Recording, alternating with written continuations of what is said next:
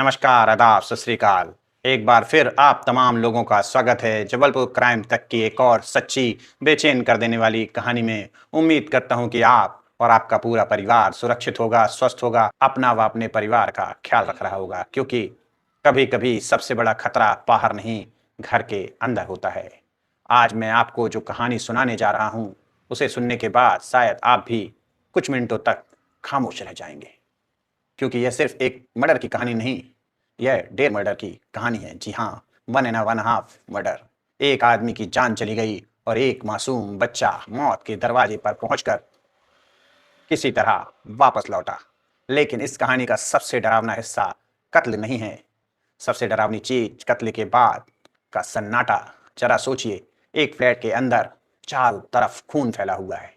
एक कमरे में पति की लाश पड़ी है, दूसरे कमरे में 8 साल का बच्चा खून से लथपथ जमीन पर पड़ा है, और ठीक उसी बच्चे के सिरहाने उसकी मां आराम से बिस्तर पर आधी लेटी हुई है, मोबाइल चला रही है। ना घबराहट है, ना रोना, ना भागने की कोशिश, ना ही किसी को फोन, बस मोबाइल की स्क्रीन की निगाहें। यकीन मानिए, मैंने क्राइम सीन न जाने कितनी तस्वीर देखी है।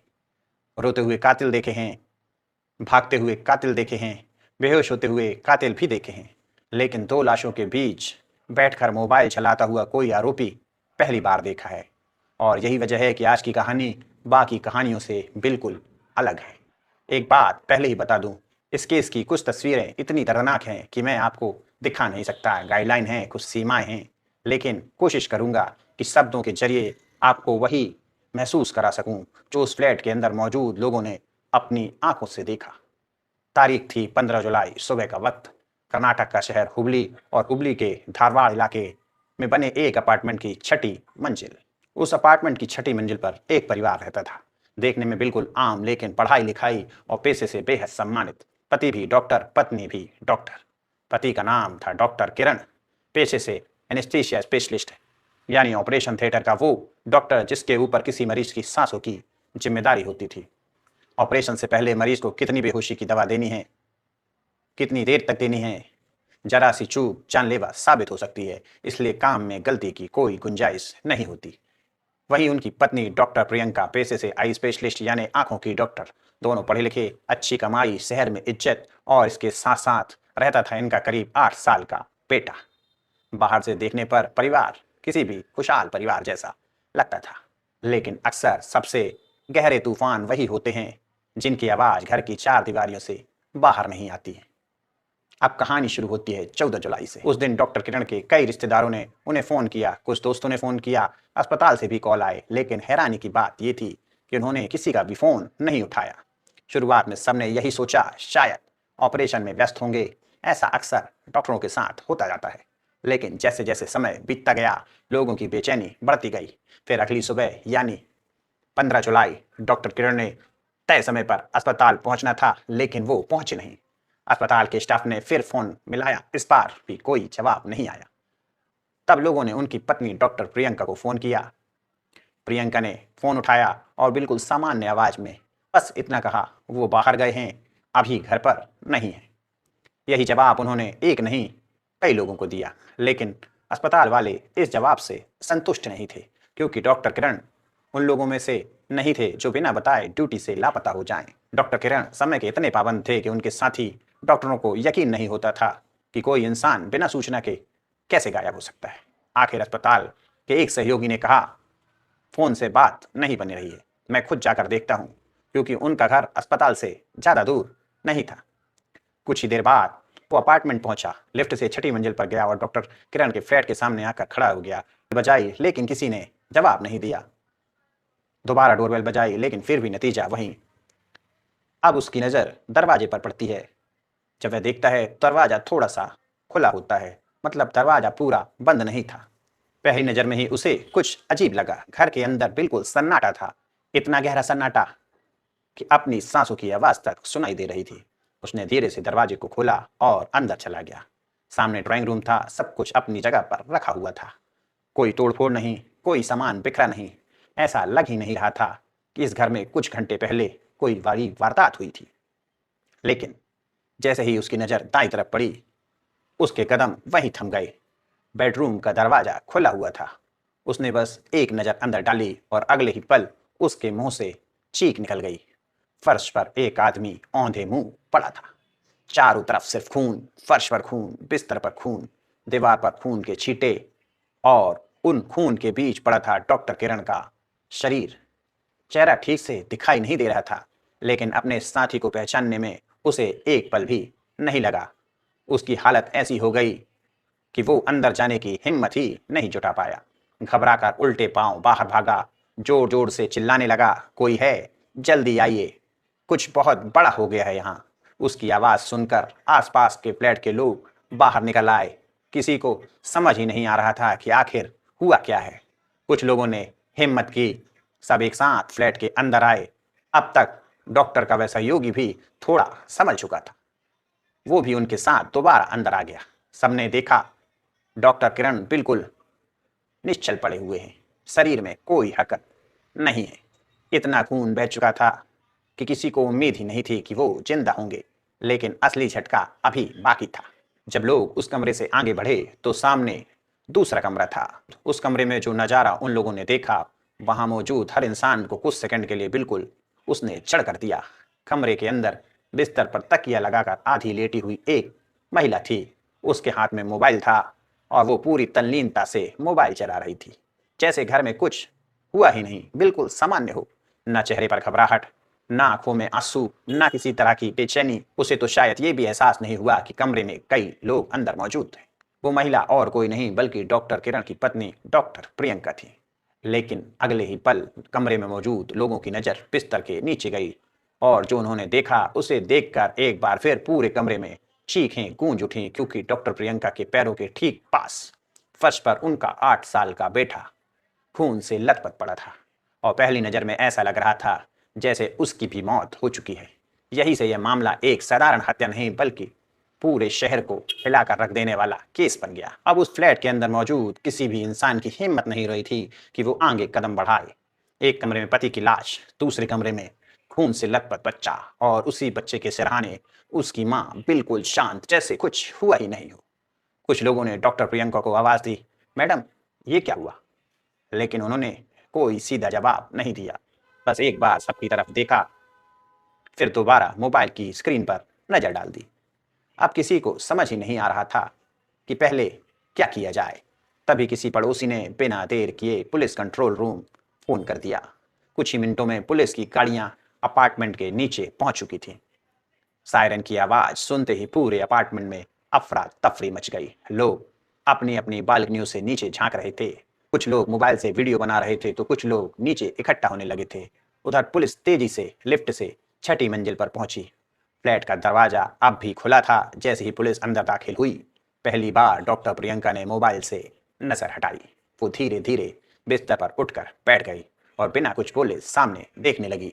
चेहरे पर न डर, न घबराहट, न ही किसी प्रकार का रोना, बस एक अजीब सी खामोशी, सन्नाटा।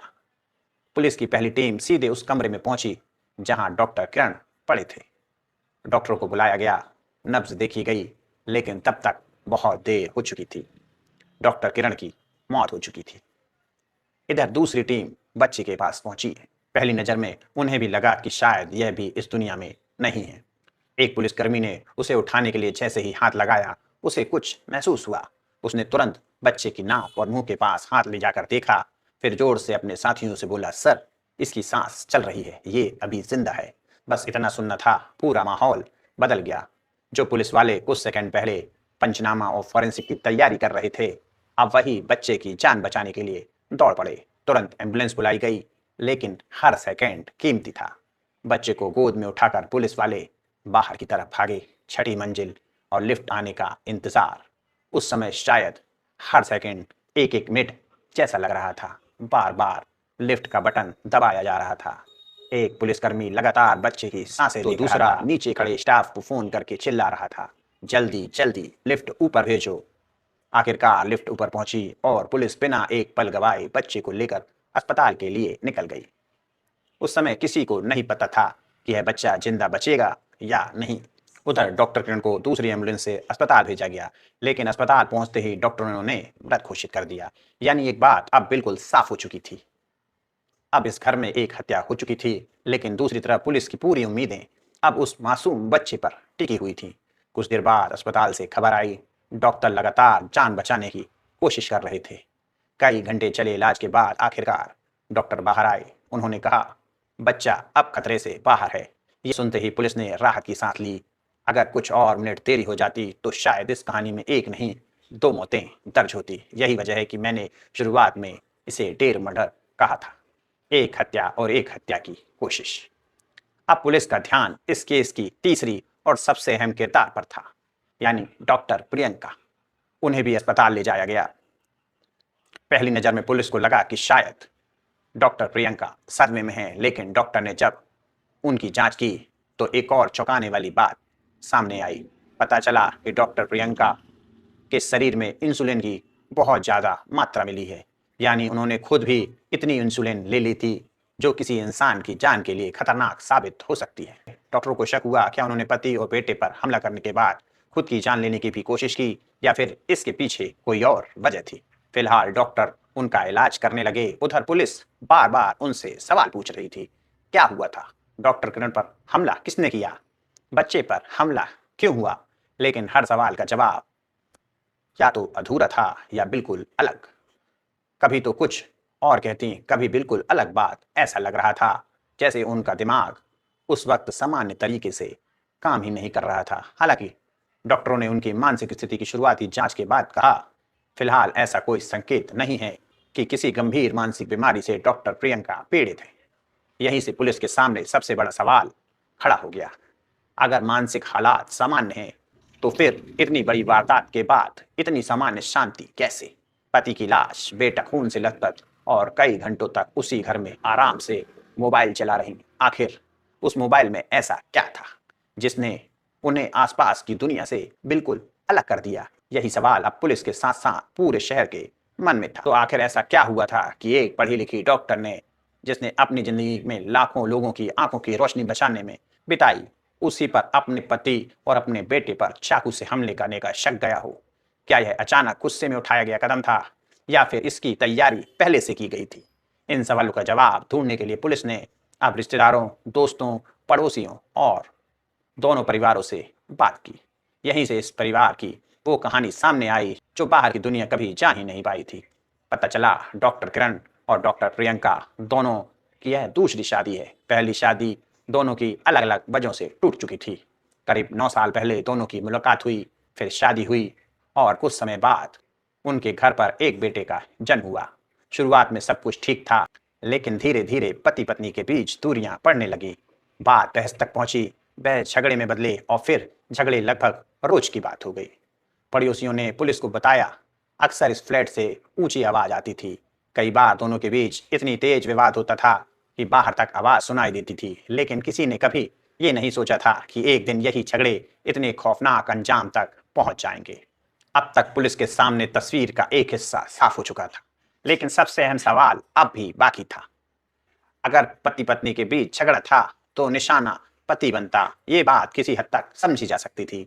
लेकिन उस मासूम बच्चे का क्या कसूर था। आखिर माँ अपने बेटे को चाकू कैसे मार सकती है। क्या वो सिर्फ इसलिए कि वो बेटा इस पिता का बेटा था, या फिर उस वक्त डॉक्टर प्रियंका की मानसिक हालात ऐसी हो चुकी थी कि उन्हें सही या गलत का फर्क ही नहीं रह गया था। इन सवालों के जवाब तलाशने के लिए पुलिस बार बार डॉक्टर प्रियंका से पूछताछ करने की कोशिश कर रही थी, लेकिन हर बार वही नतीजा, सवाल कुछ, जवाब कुछ। और कई बार तो पुलिस की तरफ देखती ही रहती तो कई बार बिल्कुल चुप हो जाती। ऐसा लग रहा था कि जैसे वो कुछ छिपा रही हैं, या फिर उनके अंदर एक ऐसा तूफान चल रहा है जिसे वो शब्दों में बयां ही नहीं कर पा रही। इसी बीच डॉक्टरों ने भी उन्हें दोबारा देखा। मानसिक स्वास्थ्य विशेषज्ञों की टीम ने उनकी शुरुआती जांच की, काफी देर तक बातचीत की, कई तरह के सवाल पूछे, लेकिन शुरुआती रिपोर्ट में ऐसा कुछ सामने नहीं आया जिससे यह कहा जा सके कि वो कोई गंभीर बीमारी से पीड़ित है। यानी पुलिस फिर वहीं आकर खड़ी हो गई। अगर मानसिक स्वास्थ्य ठीक है तो फिर यह सब क्यों हुआ, अगर सामान्य नहीं है तो फिर डॉक्टर ऐसा क्यों कह रहे हैं। इसी दौरान पुलिस ने एक और चीज पर ध्यान दिया और यही बात इस पूरे केस का सबसे रहस्यमय हिस्सा बन गई। वो था मोबाइल फोन। सोचिए, घर के अंदर पति खून से लथपथ पड़ा है, बेटा भी खून से लथपथ पड़ा है और डॉक्टर प्रियंका कई घंटों तक उसी कमरे में मोबाइल चला रही हैं। आखिर वो मोबाइल में क्या देख रही थी, किससे बात कर रही थी, या किसी से चैट कर रही थी, या फिर किसी को मैसेज भेज रही थी, या फिर सिर्फ खुद को सामान्य दिखाने की कोशिश। अब पुलिस ने उनका मोबाइल भी अपने कब्जे में ले लिया, क्योंकि कई बार जिस सच को इंसान अपनी जुबान से छिपा लेता है वही सच उसका मोबाइल बेझिझक बता देता है। अब इस केस में सबसे बड़ी उम्मीद थी तीन चीजें। पहली, डॉक्टर प्रियंका का पूरा बयान। दूसरा, मोबाइल की डिजिटल फॉरेंसिक रिपोर्ट। और तीसरा, वो मासूम बच्चा जो इस पूरे घटनाक्रम का इकलौता चश्मदीद गवाह था। अगर उसकी याददाश्त पर इस घटना का असर नहीं पड़ा होगा तो शायद वह बता पाएगा उस रात इस घर के अंदर आखिर हुआ क्या था। लेकिन फिलहाल पुलिस के पास सवाल ज्यादा थे, लेकिन उनके जवाब बहुत कम। यही वजह है कि पूरा शहर, और सच कहूं तो पूरा देश, इस केस की अगली अपडेट का इंतजार कर रहा है। क्योंकि इस कहानी में सिर्फ एक हत्या नहीं हुई, बल्कि भरोसे का भी कत्ल हुआ है। एक ऐसा घर जहां पति पत्नी दोनों डॉक्टर थे, जहां लोगों की जान बचाने की कसम खाई गई थी, उसी घर में एक जान चली गई और दूसरी जान मौत के दरवाजे तक पहुंच गई। अब देखना होगा, जब डॉक्टर प्रियंका पूरी तरह से स्वस्थ होकर पुलिस के सामने बैठेंगी तो क्या इस खामोशी को तोड़ेंगी, या वो बताएंगी कि उस रात क्या हुआ था, या फिर यह मामला उन मामलों की तरह रहस्यमयी साबित हो जाएगा जहां सच सामने आने में महीनों या सालों लग जाते हैं। जैसे ही इस केस में कोई आधिकारिक और पुख्ता अपडेट सामने आएगी, मैं आपको सबसे पहले बताऊंगा। तब तक के लिए अपना व अपने परिवार का ख्याल रखिए और सबसे जरूरी बात, सतर्क रहिए। जय हिंद, जय भारत।